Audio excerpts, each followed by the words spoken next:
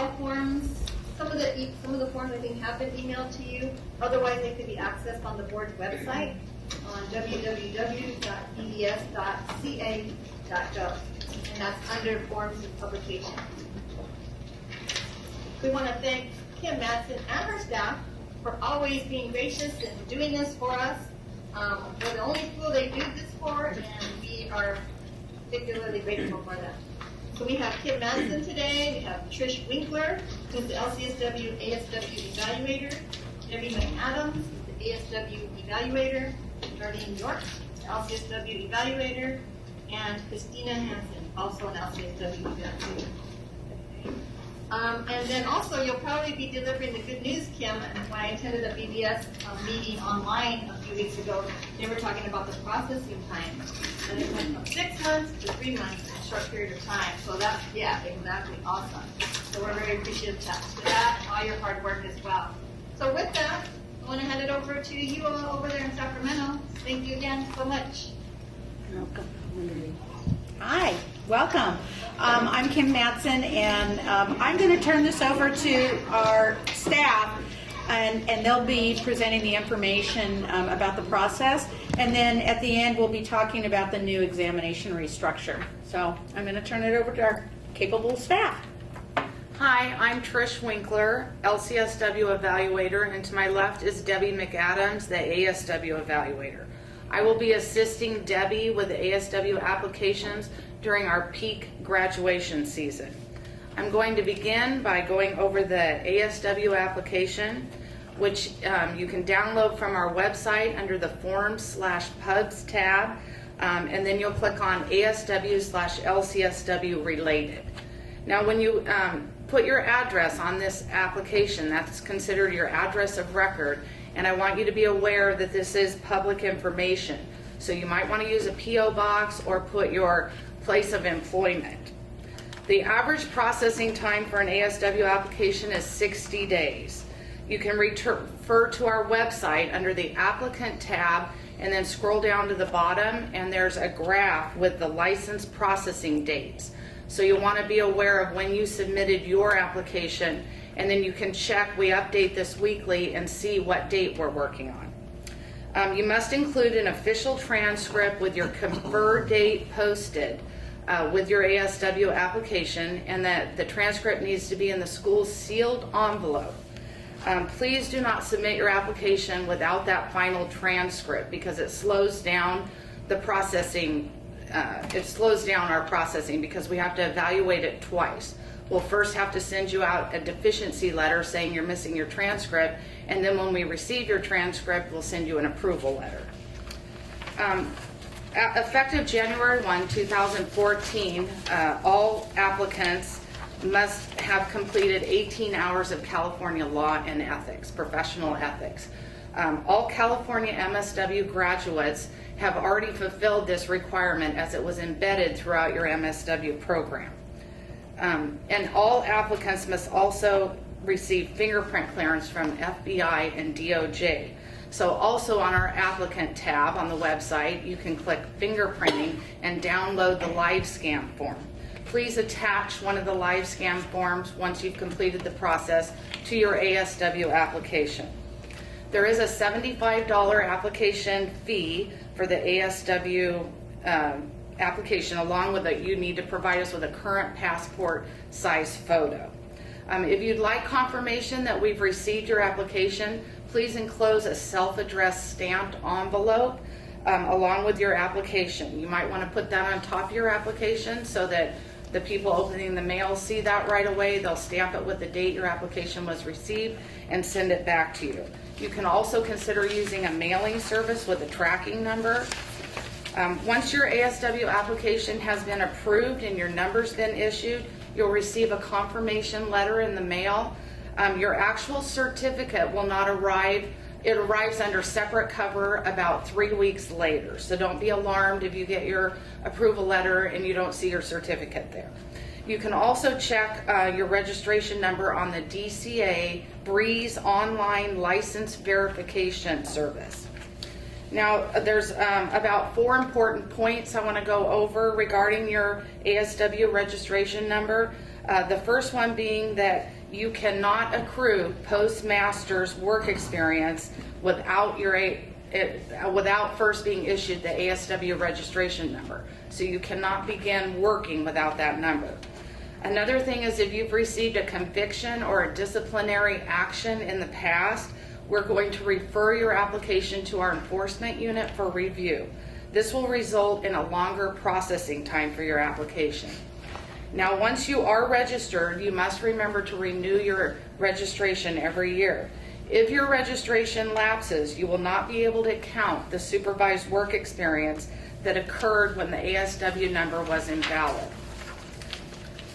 Now I want to talk about the renewal of your ASW registration number. You need to renew this every year for $75. You'll be sent a courtesy notice, renewal notice in the mail to your address of record approximately 90 days prior to the expiration date.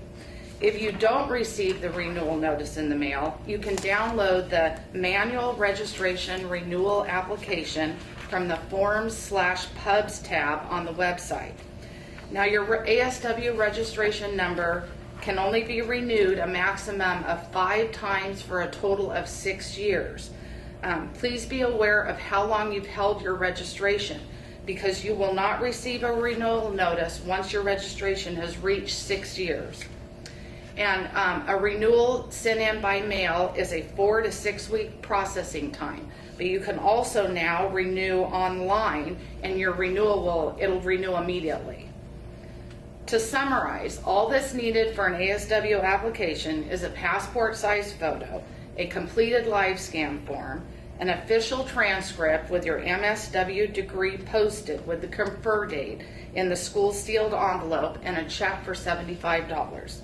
Lastly, I would like to address the additional coursework requirements for the LCSW application. We have 6 required courseworks: child abuse assessment and reporting for 7 hours, human sexuality 10 hours, alcoholism and chemical substance abuse dependency 15 hours, spousal partner abuse 15 hours, aging and long-term care 10 hours, and California law and professional ethics. Now, since you've already fulfilled that through your program, this is for all of our out-of-state graduates must complete the 18 hours of California law and ethics. If you feel that your college course has met our coursework requirements, you can submit an official transcript in the school sealed envelope along with a course syllabus for evaluation. This also includes courses from your undergrad. For instance, if you took human sexuality in your undergrad, we're going to accept that to fulfill our human sexuality requirement as long as we see that you had a passing grade on your transcript. You can access a list of courses for your particular school that fulfill our required coursework by going to the applicant tab followed by schools. Here you click on the link, for instance, for USC, and it will actually tell you the USC courses, the course number, the title of the course that meet our requirements. All pre-licensed coursework can also be completed online from a BBS approved provider. I would like to reiterate that the additional coursework requirements are all for the LCSW application, not the ASW application. Now I will turn it over to Darlene York and Christina Hansen, who will go over the LCSW licensing requirements. Darlene? Thank you, Trish. I'd like to thank everybody who's in attendance today. Thank you for giving us the opportunity to go over this very difficult process, which seems most of the time. I'd like to go over the coursework, not the coursework, the supervised work experience and the 104 supervised weeks. Okay, so in addition to your degree and your additional coursework, you are required to accrue significant amount of work experience, which is 3,200 hours and 104 supervised weeks. These are 2 separate requirements. Both the supervised work experience and the weeks of supervision are broken down into categories. We will get to that in a minute. All experience must be gained under the supervision of a licensed mental health professional. Depending on the type of license your supervisor holds, he or she will meet different requirements in order to supervise you. A list of acceptable mental health providers are: a licensed clinical social worker must be licensed for 2 years, complete the 15-hour supervisory training, and hold a valid license. The marriage family therapist must be licensed for 2 years, complete the 15-hour supervision training, and hold a valid license. The licensed professional clinical counselor must be licensed for 2 years, complete the 15-hour supervision training, and hold a valid license. A licensed psychologist must be licensed for 2 years and hold a valid license. They are not required to take 15-hour supervisory training. The licensed physician, an MD, must be board certified in psychiatry and neurology, must be licensed for 2 years and hold a valid license. They too are not required to take the 15-hour supervisory training. So for a detailed look at all the requirements the supervisors must meet, you can download the responsibility statement for supervisors of associate clinical social workers, or visit the website and view the statutes and regs. This could be found under the Quick Hit section from the homepage. One of the things we highly encourage you to do is check your supervisor's license. You cannot gain hours under someone holding an invalid license or a delinquent license. You can verify the status of your supervisor's license anonymously using the BBS online license verification feature. The purpose of your supervision is in order to accrue your work experience. So you will be completing 104 supervised work the 104 supervised work weeks with your supervisor, excuse me. Okay, and the 3,200 hours of work experience requirements simultaneously. You must complete both requirements to be eligible for examination. As of January 1st, 2010, ASW is working in a government entity, school, college, or university, or an institution that is both non-profit and charitable may obtain all supervision via video conferencing. You will need to check with your employer to determine what your setting is. Also, you can look into our statutes and regulations sections 499-6.14 to view the exempt setting. So let's talk about your 104 supervised weeks. Any week in which an ASW participates in 1 hour of individual supervision or 2 hours of group supervision, that can count for one supervised week. Of your 104 weeks of supervision, 52 weeks must be with individual supervision. That means you and your supervisor will sit down for a minimum of 1 hour and discuss whatever your client files or issues are. Okay, of the 52 weeks of individual supervision, at least 13 weeks must be completed with the LCSW supervisor. The remainder of those weeks can be done in group supervision. The 3,200 hours of work experience are broken down into different categories. Of the 3,200 hours of work experience, 2,000 hours must be completed in clinical psychosocial diagnosis, assessment, treatment including individual and group psychotherapy, counseling, minimum 2,000 hours. Of the 2,000 hours, 750 hours must be completed in face-to-face psychotherapy or group psychotherapy. Of the 3,200 hours, a maximum of 1,200 hours can be gained in client-centered advocacy, consultation, evaluation, and research. Of the required 3,200 hours of work experience, 1,700 hours must be gained under the supervision of an LCSW. The remaining 1,500 hours can be gained under another health professional as indicated earlier. If you have questions on determining what you're doing or the scope of practice, that is something that a qualified supervisor will be able to determine. to give you the breakdown of what you are doing, making sure that you are working in the scope of practice. You need 1 hour of individual supervision or 2 hours of group supervision to count any work experience in a given week. Group supervision should not include more than 8 individuals receiving supervision. 40 hours a week work experience is the maximum amount of experience you can claim in any given week. So of the 2,000 hours, you are required to have 750 hours of face-to-face psychotherapy. In order to count any supervised experience in a week, you need to have 1 hour of individual supervision or 2 hours of group supervision. If for some reason you go over 10 hours of the face-to-face psychotherapy, you will need additional supervision. You either need 1 more hour of individual supervision or 2 hours of group.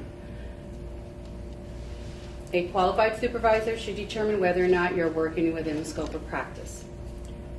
So to review the definition of psychotherapy, the board does define this, and this can be found in our statutes and regs in our section 4996.9. One thing I want to go over is the 6-year rule.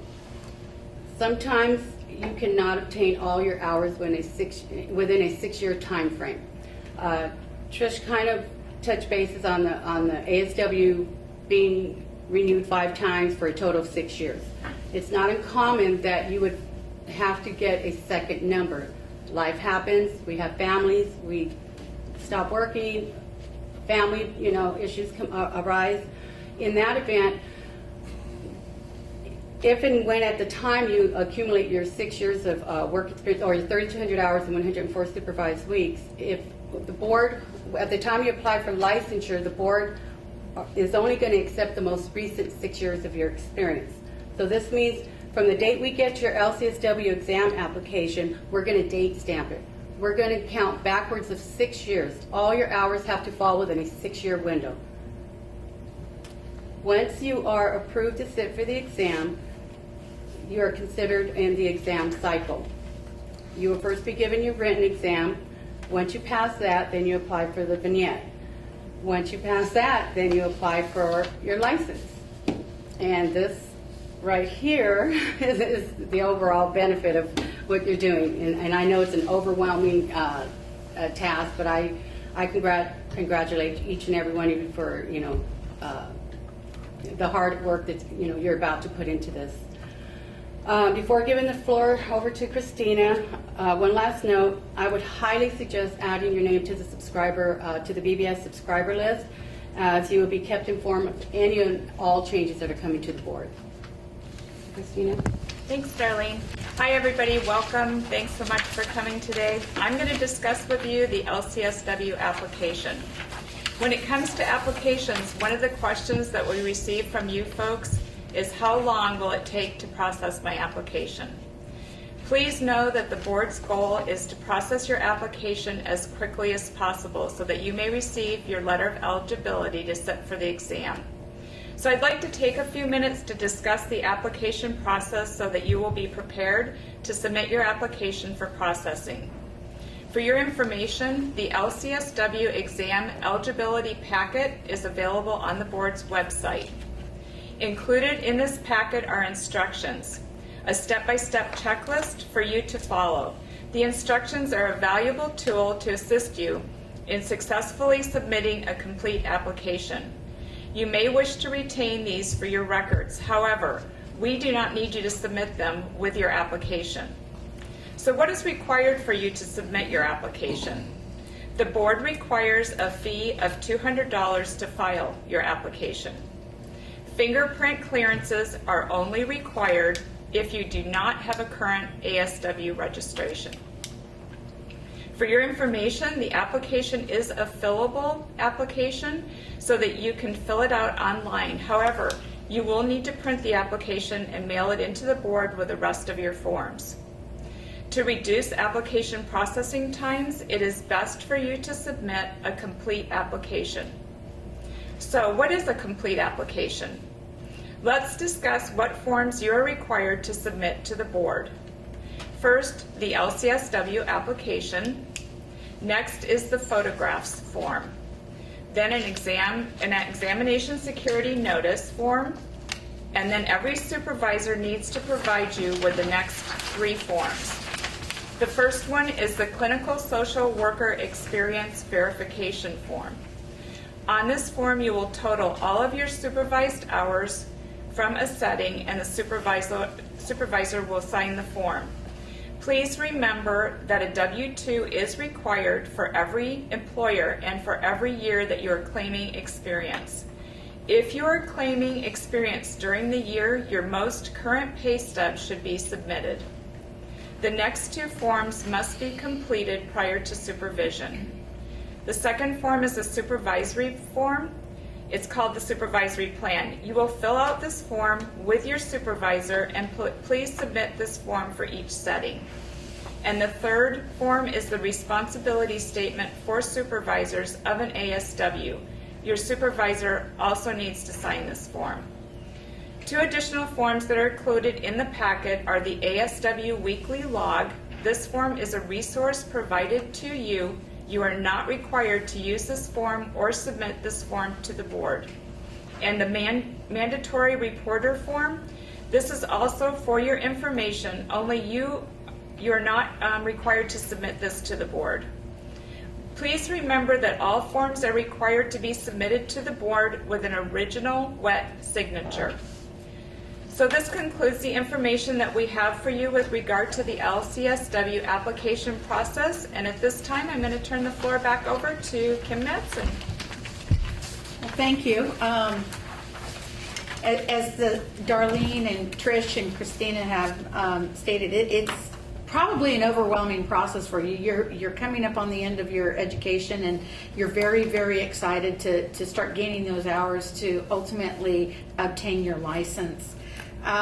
Couple of things I do want to talk about just a little bit further, and that is specific to the requirement that each of you must receive a criminal background clearance from the board prior to us issuing registration to you. If you happen to have a prior criminal conviction, please obtain as much information about that conviction, such as court documents, the arrest record, and submit that with your application. You'll also need to submit a statement describing the circumstances and events that led to the arrest and subsequent conviction, and submit that as a package, because that's going to help your application processing time. Because unfortunately, as they stated earlier, you are going to drop out of the normal processing times. So the more information you can give us up front, the better it is. The biggest question everyone has is, can I get a registration if I have a prior conviction? And the answer is yes, you can. We look at these situations on a case-by-case basis. We take into account what you have done since that event, what rehabilitative efforts you've gone through. We also take a look at your transcripts, and we take a look at your GPA. Many convictions, prior convictions, we approve them, and you're licensed or issued your registration in fairly short order. If, for example, we determine that the conviction is substantially related to the duties that you're about to embark on, then we will go ahead and deny your application. That doesn't mean that's the end of the road for you. You have the opportunity to appeal the denial and request a hearing. And what will happen in that process is that the board will file formal paperwork as to why you shouldn't be given a license or a registration, and then you have an opportunity to demonstrate why you have essentially made amends, and that behavior will never be repeated, and you are safe to practice with the public. Very often these cases result in the issuance of a registration, but it is placed on probation for a period of time with specific terms and conditions to complete. You're allowed to practice if you're issued a license and you're on probation. You're allowed to gain hours and count those hours. And so long as you comply with all the terms and conditions of the probation order, once you reach the end of that term, then your registration is restored and it's unrestricted, and you can continue in the licensure process. So that's sort of the high overview of the conviction process. They also mentioned subscribing to the BBS subscriber list. You'll find that link on our webpage. Just select a subscriber link and then enter the information. This is going to be really important for this particular group of graduates, because you are on the threshold of a change in the way that we examine all of our licensees. After 2016, we are going to require all registrants, and that's including you, to take a law and ethics examination within the first year of your registration. You'll have opportunity to take that at least 3 times, and you'll only have to take it until you pass. And once you've passed, you've fulfilled that examination requirement for licensure. You'll continue on in the licensure process, gaining your hours, and then you will, once you've gained all your hours, you'll submit the application for the next examination, which would be the clinical written. Hey, Kim? Yeah. Can you hear me? Yes. Okay, great. Can you repeat that last part? That's vital. That whole, what the change is. The changes. Your last couple of paragraphs. Okay. Thank you. You bet. So the changes for the examination restructure will include a requirement that once you register with the board, within that first year, you must take the examination, the law and ethics examination. You will be afforded up to 3 opportunities within that year, because we're going to offer the test every 90 days. So if you're on it, then you will be able to have 3 opportunities to take that exam to pass it. Once you pass that exam, you've satisfied the first examination requirement for licensure. If you don't pass that examination, then the next step is to renew your registration, complete a 12-hour law and ethics coursework, demonstrate to us that you've completed that coursework, and then you'll be allowed to test again. So, and then that's why I'm strongly encouraging all of you to sign up on our website to receive these notifications when the law is going to affect. We just put some FAQs on our website about the process. And we'll be having a video tutorial later in the year for you to look at as well. So it's really critical that you pay attention to the website and gain all that information, because that's going to be your best source of information about the examination restructure. Once you've passed that law and ethics class for social work graduates, the next examination that you'll be allowed to take will be the ASWB national exam. This will allow you to, it's going to increase your opportunities for portability, because we will be the last of all the states to use this examination for licensure. So this is a really exciting time for social workers throughout the country. So this will be a good benefit for you.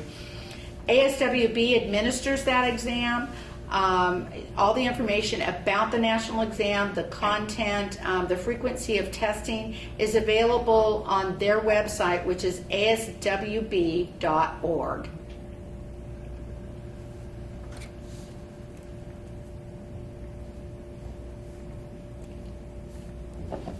So I think that's it. Why don't we open it up for questions now? I think we've given you enough information to overwhelm you just slightly.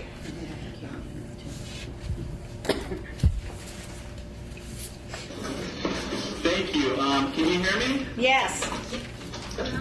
Okay, great. Okay. So thank you all very much for the information. We have a lot of questions from the audience, both everybody who's watching us here. We also have another room upstairs, and then everybody who's watching us on the webcam. So why don't we go ahead and start with a question from here. I'm going to alternate somebody from here and then somebody from our webcast and somebody who's watching it upstairs. So who has a question for us so far? Okay, we have one question. BBS, can you hear me? Yes. Okay, raise your hand if you can. I love it. Thank you. Okay, the question is, and then also Kim and team, when I ask the question, because of feedback and reverb and all of that, you're going to be muted when I'm speaking, and then when you speak, we're going to be muted. Sound good? Sounds good. Okay, thank you. Okay, question.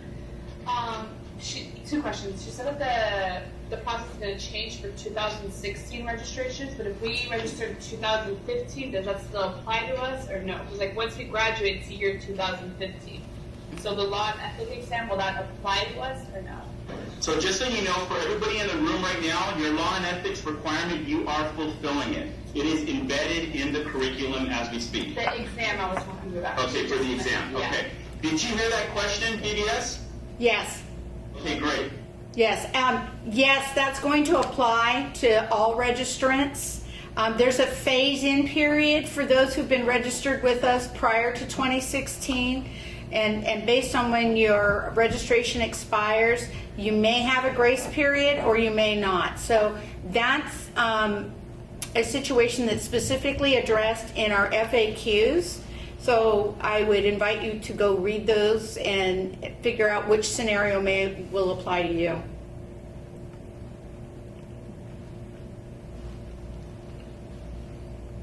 Go ahead. Second question is, I plan on getting my licensure in California, but for I recently, a few months ago, emailed you guys and they said during this I could possibly get clarification. I plan on getting my licensure in California, but while the process of accruing hours, is it possible to go out of state and accrue hours and come? Because I know the number we get is only for California. But how would it work if I needed to require like maybe 800, 900, 1,000 of my hours outside of California and bring it back to California and get licensed in California? Okay, can you hear me? Unmute. Okay, it is possible to accrue hours outside of California. However, you do not need the ASW to do the ASW registration number to do so. When leaving the state of California, you're going to be going into another state. You must follow the guidelines from that state. Once you have accrued so many hours from that state, you will get those hours documented by your supervisor, which still needs to meet the BBS qualifying methods. Then those supervisors and you will need to get your license, certification, or registration verified from that state when submitting those hours with your California hours to the BBS for approval.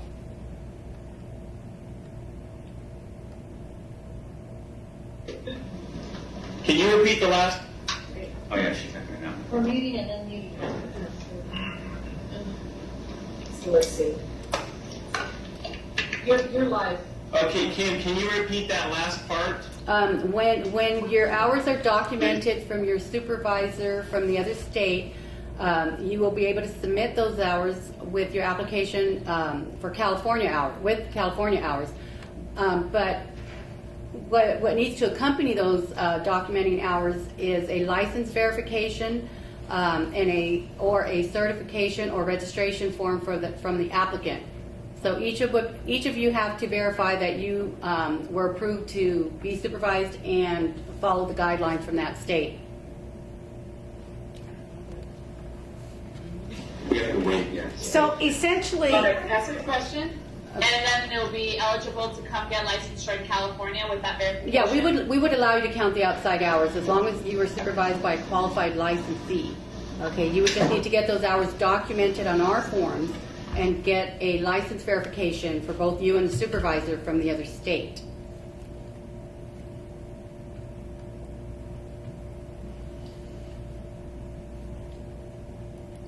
What we're going to do, everybody, our panelists, I will ask a question, or one of us will ask a question, and then if maybe you can wait maybe a couple of seconds before you start answering, I'm going to do the same thing because we're having to change from mute to unmute over here. Okay. Thank you. So I believe now we have a question from our webcast or from our students upstairs. Okay. Oh, sorry, we're on. So if when you're submitting your application for your ASW number and you need to submit your live scan, would a live scan within the last year be sufficient, or when Is it within 3 years, 1 year, or would it have to be recent? Yeah. Okay. No, we can't take any other live scan submission because everybody has a different contract with the Department of Justice to receive fingerprints. So the fingerprints that you submit to us must be on the form that's provided from the website. Thank you very much. We have a question, another question from the audience. Yeah, a little louder. It's the only mic. So my question is this: if I'm engaging in scholarly social work research under the supervision of a psychiatrist, an MD psychiatrist, would that count towards my 1,200 hours in advocacy and research for licensure? Yeah, the psychiatrist is a qualified supervisor according to our laws, so yes, provided they want to sign off on all your hours. It's up to the supervisor to determine that falls within the scope of practice. Right. So if your research is related to your scope of practice and the supervisor signs off on the hours, yes, you can count those. Absolutely. Question, please. Go ahead. And if the research falls under my scope of practice, but it's outside of my employer, so it's something that I'm doing that's ancillary to my normal W-2 employment, would that still be able to be counted? Again, it's going to be up to, if you're in an employment setting and you have a supervisor that is not employed at that setting, ultimately their responsibility is to still make sure that you're working within the scope of practice.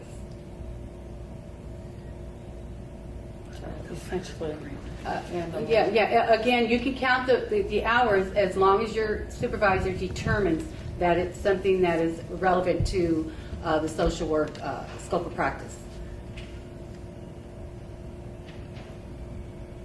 So we have another question from our webcast.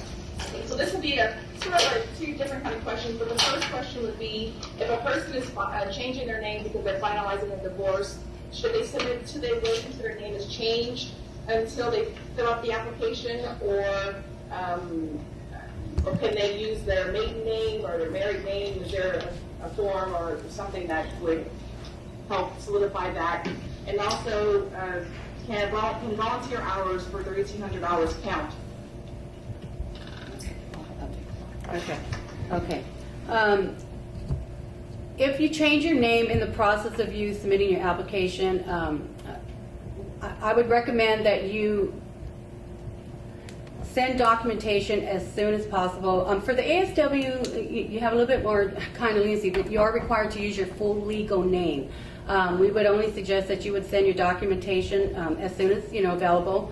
Other than that, for licensing purposes, when you're approved to sit for the examination, your name must match what we have on that you have registered with us at the BBS. Otherwise, they will not allow you to test allow you on the testing site. Your name has to match your driver's license, your full legal name.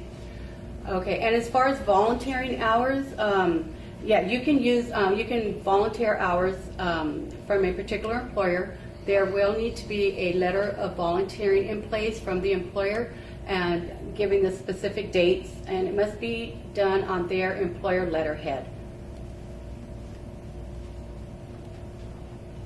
Okay, thank you very much. Another question? Okay, question in the back. Okay, can I use the same hours? I'm already a licensed professional clinical counselor intern.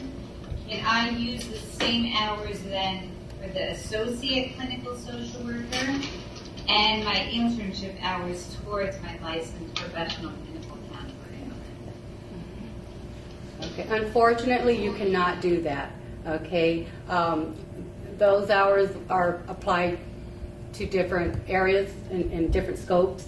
You must, for the ASW, you cannot even start accruing hours until you get your registration. Okay, so that's after your postmasters. And as far as gaining experience, you would have to gain those hours under one of the other type licenses, but specifically to the social work field. So in answer to your question, no, you cannot do that. Part 2 of the question, Cindy? Go ahead. Okay, part two is, could I use this, if BBS already has a live scan that I used for the professional clinical counselor interns, can I use that same live scan because it's on your form? I thought so, yeah. So, the answer is yes. Yes, we'll use your fingerprints on file from your clinical counselor application for your ASW. As long as your clinical counselor license is still current with us.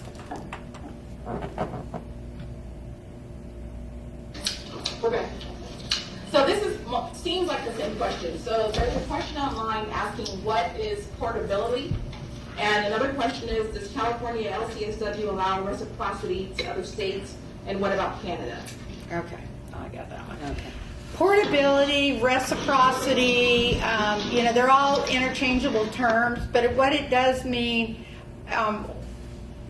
when you've taken the national exam in any other state, if you're coming into California, after 2016, we're going to recognize that exam. We're going to give you credit for passing that exam, and you're going to only have to take the law and ethics exam with us for licensure. And going out of California, the same would be true. You've already taken the national exam for licensure. Most of the states, if not all of them, are going to require that you pass a law and ethics or jurisprudence examination. Reciprocity sometimes speaks to the ability to have a license in one state and then immediately go into another state and just start practicing without becoming licensed. I don't know of any other state that allows that practice, so we don't have true reciprocity really between the states for social workers, but the use of the ASWB national exam is certainly going to help you if you want to become licensed in another state. And just as a caveat to that, or in addition, if you are a California licensee and you're seeking licensure in another state, the board is happy to provide you with documentation that you've satisfied our requirements and you have supervised experience and you've passed the exam upon request. So we can certainly assist you in that endeavor.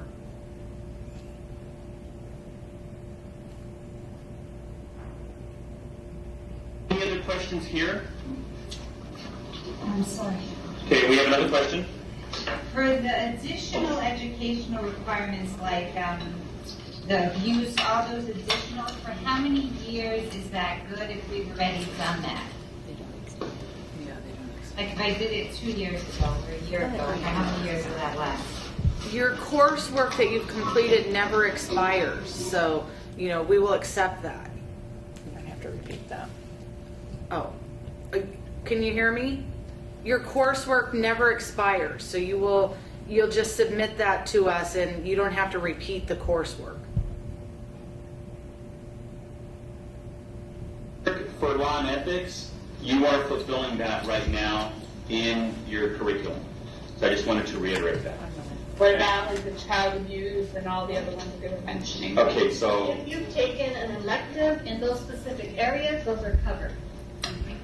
Child abuse, substance abuse, all that. But you need the syllabus as well. okay, so let me ask that question. So, Carrie, BBS, hopefully you guys heard us. So, in order for, say, child abuse, older adults, etc., substance abuse, if you've taken that course, it counts for the requirement. But the question is, Do you need the syllabus as well as it posted on your transcript?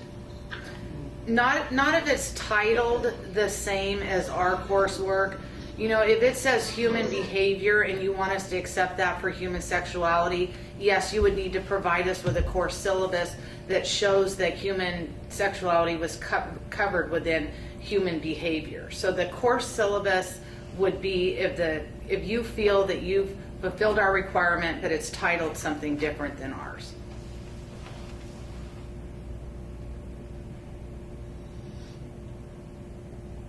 So just to clarify, if, for example, I took human sexuality in undergrad, I would not need to provide the syllabus for that, considering that it's titled human sexuality. That is correct, but we would need the... Delay at BBS, please. Yes, that is correct, but we would need the official transcript in the school's sealed envelope. But if it says human sexuality, no, you do not have to provide us with a course syllabus. So undergrad is okay? One more. Yes. Ask the question. Just to make sure, undergraduate coursework is okay to fulfill the requirement? Yes, it is. Yes, it is. Even if you took a course at a community college in, say, human sexuality, we will accept that as long as we have that transcript in the sealed envelope and you have a passing grade in the course. You in the back, go ahead. Okay. So if you work for a social work temp agency and the tax document form that you use is a 1099, can you use those hours towards your LCSW? 32 hours or 3,200 hours?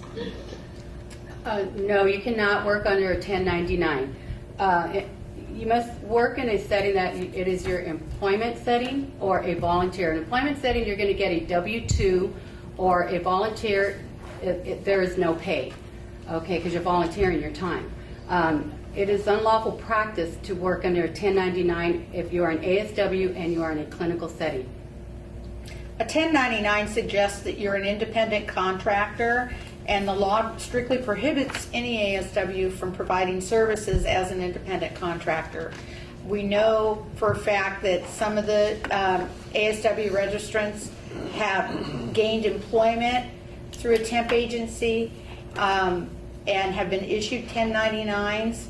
I can tell you that we are not allowing those individuals to count any of those hours, and that's pretty disheartening after you've struggled so long to get those hours. So please avoid any situation in which you will be issued a 1099. Okay, we're going to go to a question in the audience here. If you complete the coursework online, is there something at the end that says, is there some completion online for the coursework to show that, that we sent into you guys? Yes, when you complete the online course, you're going to print out the completion certificate. Then you're going to attach that to your LCSW application.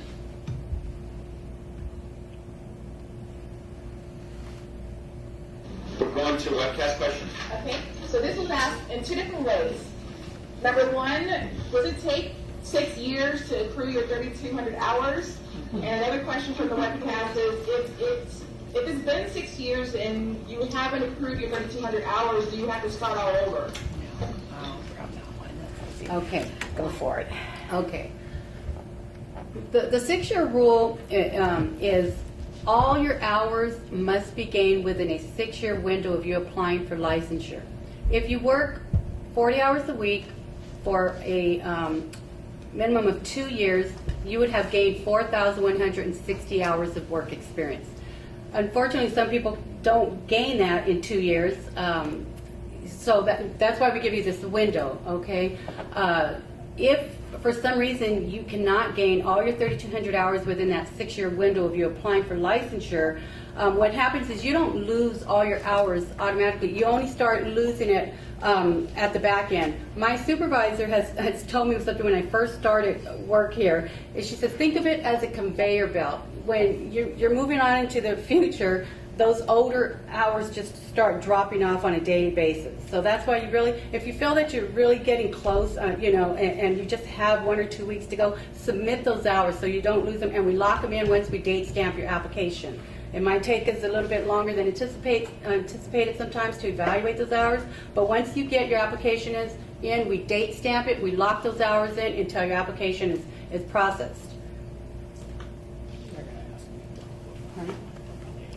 Anybody else here? Okay, go. My question is, if I'm employed in a W-2 situation and MFT is my supervisor, I understand that you said I need 13 weeks of LCSW supervision. Can I get that LCSW supervision from an outside supervisor? Absolutely, you can. Just make sure that when you are getting off-site supervision, that your employment setting is aware of it. There has to be a letter of agreement or / contract in place authorizing you to get the off-site supervision.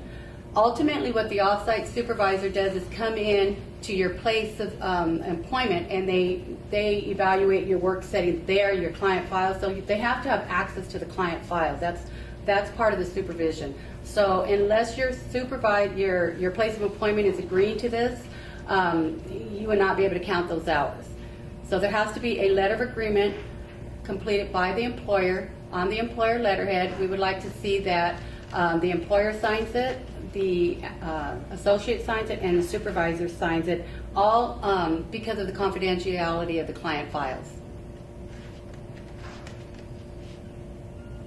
We're going to go to a webcast question. Has there been a short film made on the study exam for the law next? I'm sorry, I'm just kidding. I did not. Is there a study guide for it was called ethics?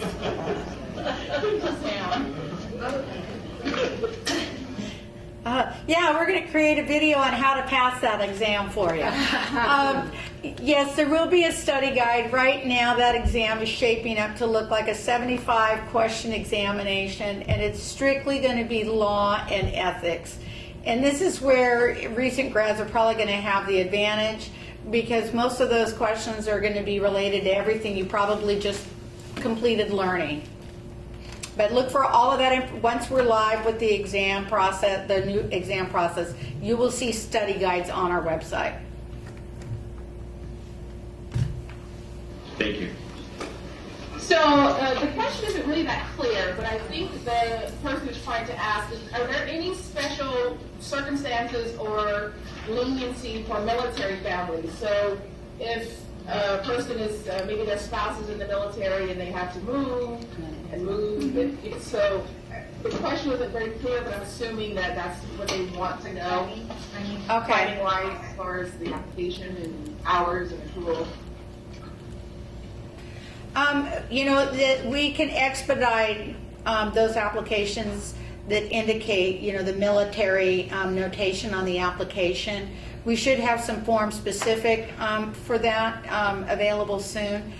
But even though we expedite the review of the application, the applicant still needs to meet the requirements for licensure.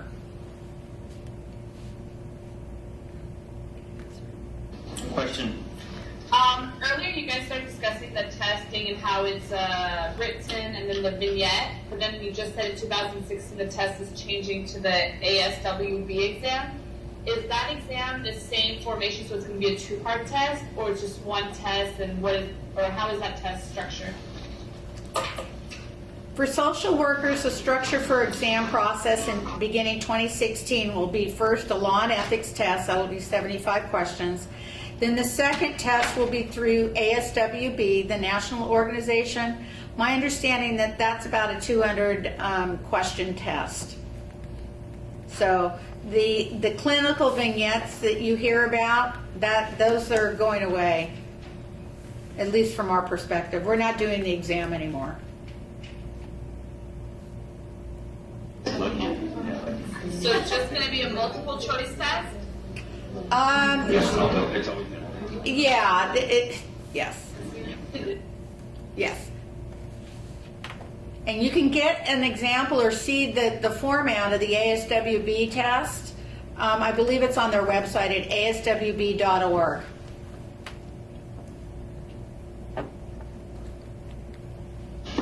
So we had a sub-question. So there's two exams. Can you just repeat? There's two exams, and when are they taken? One of them's taken before, one of them's taken after you get your hours, etc. Can you just repeat that, please? So the exam restructure beginning in 2016 will be first a law and ethics test, 75 questions. You take that while you're a registrant. The next exam that you'll take will be after you have accumulated your 3,200 hours of supervised work experience. Once you're approved, then you'll take the national exam through ASWB. And then, if you're successful, hopefully, you'll receive your license.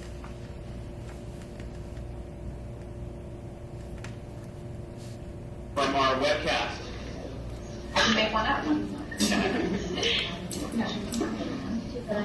I have a question. Or you can make one comment. We want an additional comment. Carrie, look. You know, we have the alumni LinkedIn page that you can join later on when you graduate. And we also have the alumni, you put your contact information, where we put out information on licensing. So when they produce the California Law and Ethics exam, and there's readily information, be on our listservs and stuff, so we can send out the information. Yeah, well, we'll keep you posted. Okay, so let's do a question in the back right now in the meantime.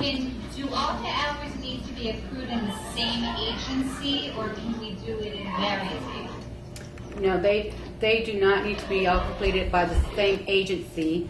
It's not uncommon that you would have to move sites. Just make sure that you maintain W-2s for every setting that you're working, and you will get your hours signed off by every supervisor that you have.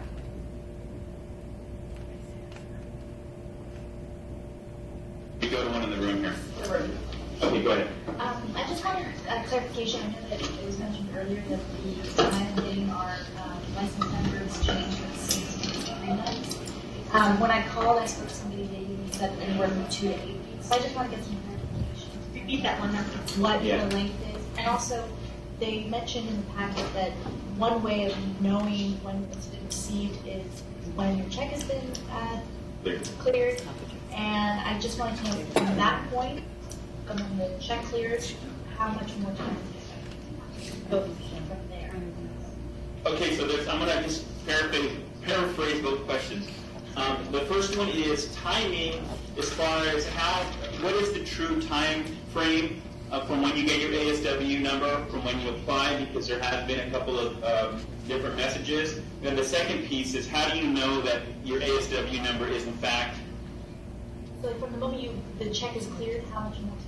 How much more time after the check has been cleared will the person need to wait? Okay, well, I'm going to assume that we're going to get your application in our heavy volume peak season, so it is going to take a little bit of time. There's no indication from the point your check is cleared with the bank to the point that your application is going to be reviewed. The best way you can ensure quick processing of your application is to send in a completed application. Usually the holdup is the transcripts. So if you would want to wait until you have those transcripts and then submit your application, then you know that once we eventually get to it to review it, it's going to be issued simultaneously. The quickest way to determine if you've got a number is to start checking our website and see if you've been issued a registration. You can check under your name through the Breeze system. And during peak application time, I would say after about 4-6 weeks? Yeah. Start checking to see if it's been issued, because once it's issued, you're valid on our website, you're good to go. I mean, it says to allow up to 60 days. Last year there was just one ASW evaluator. This year there's 2 of us. So I think it's going to improve over last year's processing time. But the best thing you can do is make sure you have a complete application. And the ASW application does not require that much. There's no coursework. There's a passport size photo, the live scan form, the check for $75, and that official transcript. So you shouldn't be deficient, and we should be able to process your application if you submit a complete application. If you submit your application without the transcript, that's going to slow the process down. Okay, so just a couple of things. First of all, I wanted to make a correction. We are not joined by Cal State Los Angeles, Cal State LA. We're joined by Cal State Dominguez Hills and UCLA, so we apologize for that, so welcome all of you. So a follow-up question to that question is, how long was it taking last year, the process time? It was like, Okay, so because we had one person looking at that, Miss Trish, who was working part-time, it was taking up to 3 months to get a registration number. We now will have 2 people looking at those applications. So I would expect that, 60 days maybe at the most, with 2 people looking at it during a high volume. and can I add to that we put on our website the processing times for a reason, because we get so many phone calls, and I mean over 100 emails of people wanting a status update on their ASW application. That slows us down to have to respond to an email or a phone call. So we thought, we'll list on our website what date we're working on. So that would really help if you could check your application date online rather than trying to correspond with us. Not that we don't want to talk to you all, it's just during that peak graduation time, it's very, very hectic. Can you repeat everything you said since the beginning of the webcast? How many exams will need to be taken to receive your LCSW? I'm sorry, I didn't hear that. Can you clarify how many exams need to be taken to get LCSW? Okay. It's still 2.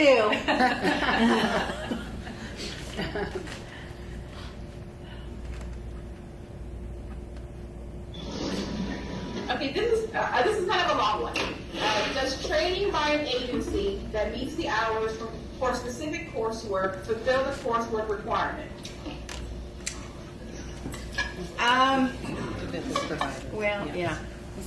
This is where it gets a little interesting. If the agency is a continuing education provider, currently a BBS provider, or an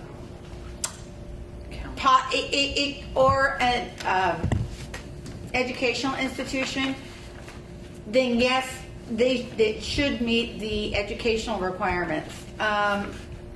However, we've changed our continuing education program, and now CE can only be obtained through an approval agency or provider recognized by the board.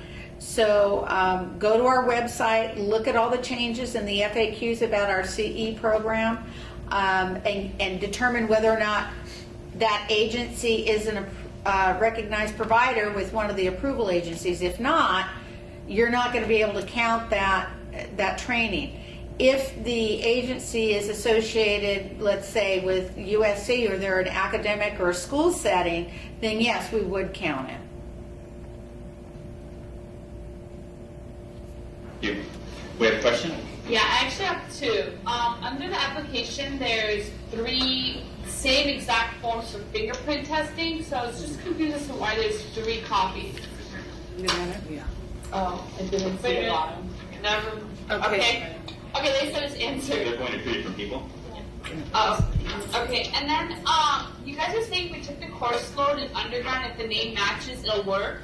For example, if I took psychology of gerontology, would that be considered, or no?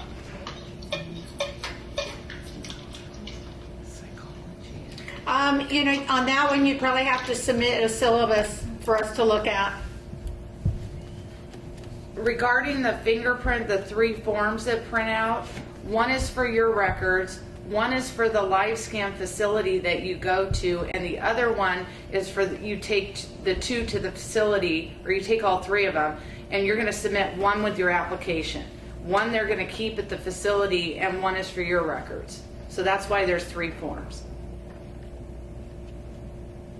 Okay, here we go. One more. I have 2 questions also. The first question is on the LiveScan form and the application for the ASW. If I do go ahead and get a PO box, can I put the PO box address on the LiveScan application as well? Yes. The BBS will only have one address of record for you, but you can put that same PO box on your live scan form.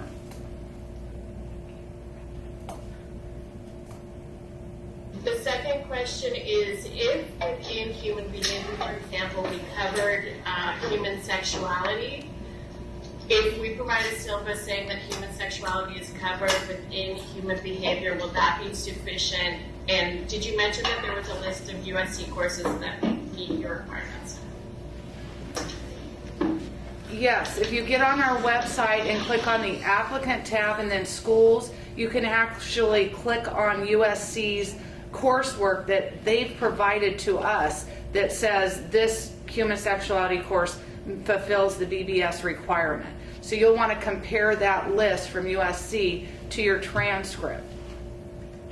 And then also on the human behavior for human sexuality, yes, we would need to see a course syllabus to see. We know obviously a semester course is more than our required 10 hours, but we would need to see that part of your semester was covered human sexuality. We're going to go webcast and then you. Thank you all for your patience. So, will a disciplinary action on other BSIS, DOJ, California license affect eligibility for licensure? We would treat that the same as a criminal conviction in your past. We would require the same type of documentation. We'd look at the disciplinary order, and we would make a determination if it's substantially related to the practice of a social worker or not. And we would either, after that, determine either approve your application or deny it. Okay. Let's go right here. Wait, and you recommend we send our official transcript with our packet, and we don't send the official transcript from school directly to you guys? You can do either, have the school send it to us, but we prefer it with your application. We don't want to get an application and then we haven't received your transcript yet, then we have to send you a deficiency letter. That slows down the process. So, if you think I don't know what USC's policy is for when their final transcripts are going to be available, but please include it with that, would be the preferred choice.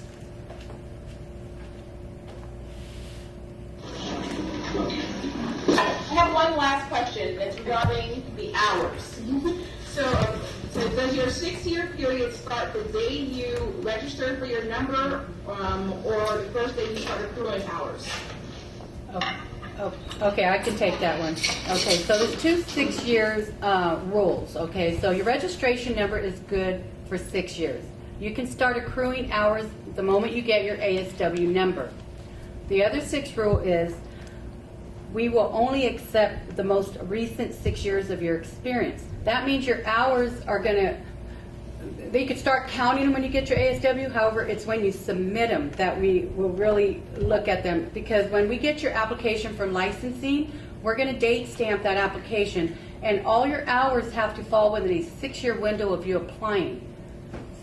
And so without having to get too detailed, it's not uncommon for an applicant to have to get a second registration number to continue to get their 3,200 hours, because they might not have done anything in the very beginning.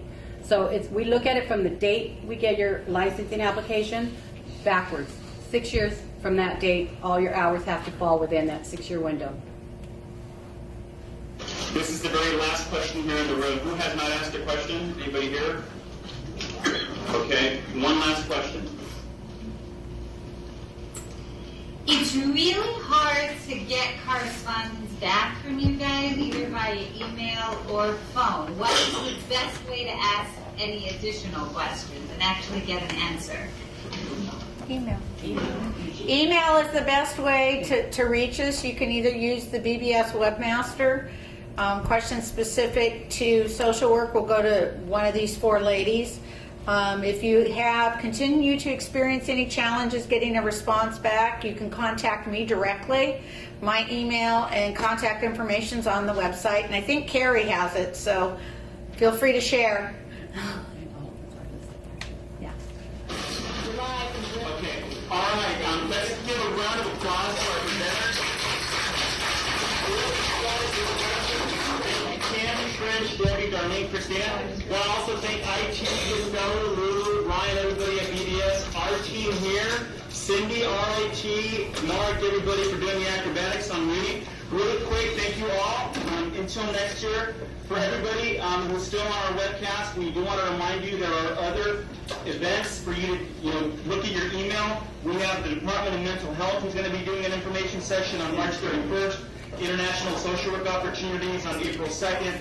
Applying for non-traditional social work jobs, April 7th panel. Also, some of these activities are center specific, but most of these are open to everybody via webcast. So check your emails, Orange County Employer Information Session. And finally, we're having Welcome to the Profession activity or event for students and alumni. Check your emails with your concentration yesterday, as well as on-grad, as well as our alumni mentor program. Check your emails, and hopefully we'll see you at those receptions. Well, thank you all. Good luck with the rest of your studies. And we thank UCLA and Cal State Vegas Hills as well. And of course, a final thank you to BBS. Thank you all. All of your man-hours. We can see that there's so many things, so many emails that are piling up as we speak. Thank you for what you do. And until next year, thank you. Bye-bye. Thanks,